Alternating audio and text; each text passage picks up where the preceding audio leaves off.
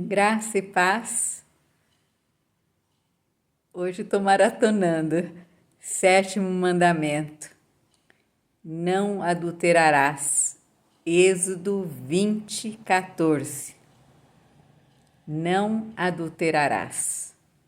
Como cristãos, nós acreditamos que o sexo, o casamento e a família são dádivas dadas por Deus, dadas pelo Criador.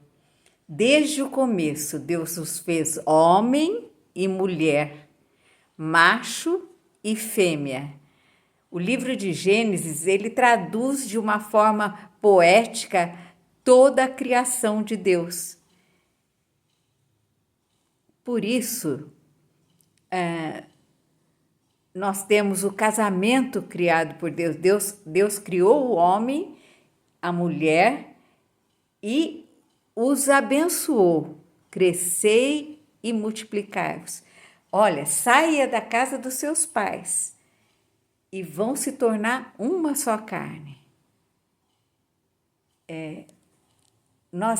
Por isso que hoje, com a liberdade sexual, os jovens continuam nas suas casas, têm muitos relacionamentos. Eles sofrem muito quando eles se separam. Quando os casais se separam, eles sofrem como se fosse um divórcio. Porque eles praticam o sexo antes do casamento, continuam com a vida de solteiro, né? E assim eles vão de namoro em namoro. E isso é condenado por Deus. Tá? Isso é um adultério.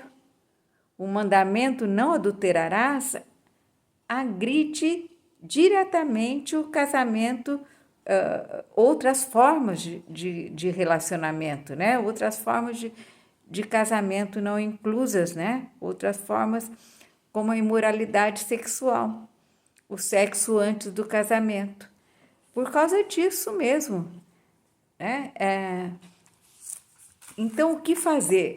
Eu trouxe para vocês conhecerem um livro feito por uma terapeuta, uma psicanalista cristã, e que eu li recentemente, Micro-ondas, a mulher micro-ondas, desculpa, o homem micro-ondas, a mulher fogão de lenha. A autora é Gabriela Dias, pode procurar nas redes sociais. Ela é uma sexóloga e ela traz o que Deus deseja que nós saibamos e que nós façamos sexualmente. O sexo como uma bênção e como nos trabalharmos essa questão das diferenças entre homem e mulher, a mulher mais devagar, o homem mais rápido, como que faz para harmonizar tudo isso? É muito bom, aconselho vocês.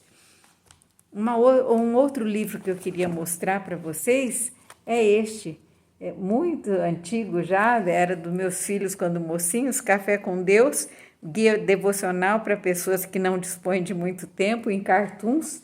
Então, eu não sei se vocês vão conseguir entender, mas fala assim: ninguém ao ser tentado diga, sou tentado por Deus, pois Deus não pode tentar, não pode ser tentado pelo mal, e ele a ninguém tenta, mas cada um é tentado quando atraído e engodado por sua própria concupiscência. Depois, havendo a concupiscência concebido, dá a luz ao pecado, e o pecado, sendo consumado, gera a morte. Isso está em Tiago 1:13-15. E a imagem que eles colocam, que é surpreendente, eu nunca esqueci dessa imagem, é uma mulher na frente da vitrine de doces. Se você não quer comer doce para não engordar, então não pare diante da vitrine. Isso está dizendo também em relação ao casamento, ao sexo fora do casamento, né? O problema, então, em uma dieta para emagrecer não está na possibilidade de passar por uma confeitaria, mas em deter-se diante da vitrine. Então, que os nossos olhos não parem diante de vitrines, né? Porque daí nós vamos ser tentados e cair em tentação.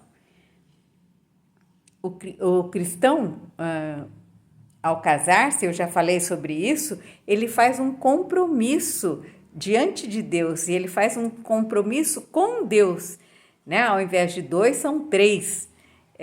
O homem, a mulher e Deus. Perante Deus, sela esse compromisso. O amor para nós vai além de emoções, de sentimento, de paixão. É uma aliança, é um compromisso, é uma aliança com Deus.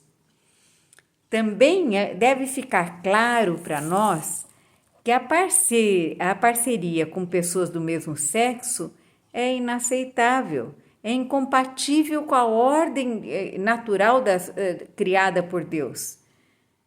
Não dá para a gente justificar isso. Diante do cristianismo, diante da nossa doutrina, a única maneira que Deus reconhece para 2 pessoas se tornarem uma só carne é no contexto da monogamia heterossexual. Fora disso, é um desvio do ensino das Escrituras. Assim como a gente vê no assassinato, né, nós vimos que Jesus estendeu a proibição do adultério ao incluir novos pensamentos e ações. Vamos olhar Mateus 5, 28 e 29, diz assim: Eu, porém, vos digo, é Jesus falando, eu, porém, vos digo, qualquer que olhar para uma mulher com intenção impura no coração, já adulterou com ela. O simples fato de olhar. E aí ele fala, se o teu olho direito te faz tropeçar, arranca-o e lança-o fora. Lógico que isso não é literal, mas é algo assim para se pensar mesmo, né? Pois te convém que se perca um dos seus membros e não seja todo o seu corpo lançado ao inferno. Nós sabemos que no Oriente, né, tem uma lei que quando rouba, eles cortam a mão da pessoa, né? Talvez com base nesse conceito mesmo, né? Mas a gente tem que lembrar a questão da vitrine, né? Não deixemos os nossos olhos nos levarem ao pecado. Hoje, com o celular, com a mídia, muita coisa pode chegar até nós. E que para Jesus é adulterar. Né? Um pensamento que você fique é adulterar. Olhar para uma mulher, olhar para um homem é adulterar. Com más intenções no coração. Então, que nós possamos entender isso, né? Se a tentação vier através dos olhos, no sentido físico ou figurado, a única maneira de resistirmos é rejeitando-a completamente. Não devemos sequer olhar. Não devemos parar diante de uma vitrine. Se nós estamos de dieta, né? Vamos orar? Senhor Deus, como é bom saber que o Senhor criou o casamento, criou o sexo para nos dar prazer, criou a família e cuida dela. Graças te damos por isso, Senhor. Te pedimos, Senhor, cuida, Senhor, dos nossos relacionamentos, cuida dos namoros, cuida dos casamentos.